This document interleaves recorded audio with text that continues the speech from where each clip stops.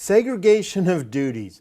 This is a challenging topic for a lot of candidates in any exam that it's covered in, and this is something that is covered in CMA, CIA, and CPA.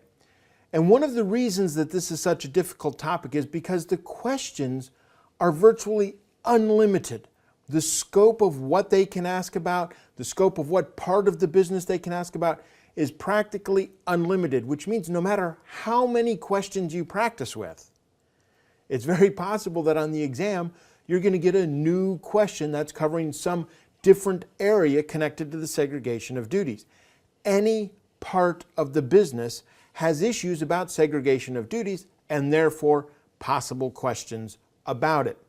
This is a topic that takes your mind a little bit of time to get around. It's not something that comes immediately. It's not something that's going to come in the first or second time that you look at it. This is a process that's going to take some time. So what I recommend for you as you're studying segregation of duties is that you spread this topic out over a few days without spending a lot of time on any one day about segregation of duties. So spend 15 to 20 minutes a day and spread that out over 10 days if you need to.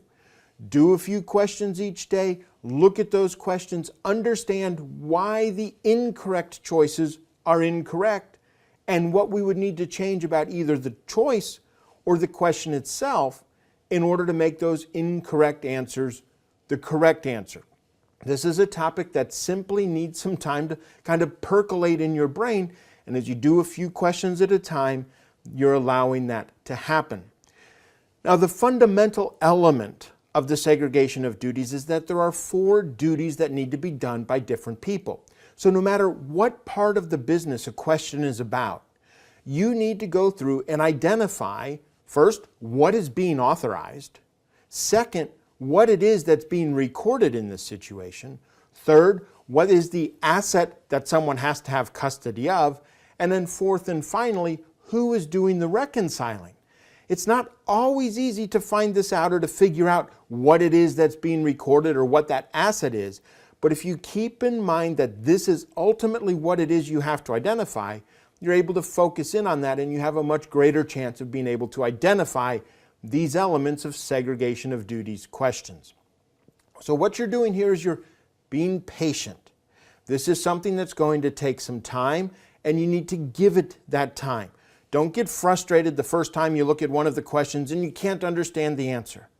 Okay? Read the explanation, look at the question, look at the explanation, look at those incorrect answers, and give your mind some time to wrap itself around this topic, which can be initially confusing. But if you put in the time, you stay focused on those 4 duties that need to be segregated, you will get this topic.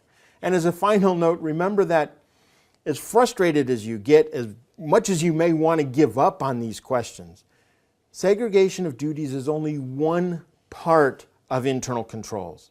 And so even if internal controls is 10% or 15% on the exam, segregation of duties is not going to be all of that. Segregation of duties is going to be a small part of that, and so it's unlikely you're going to get a lot of questions about segregation of duties on your exam.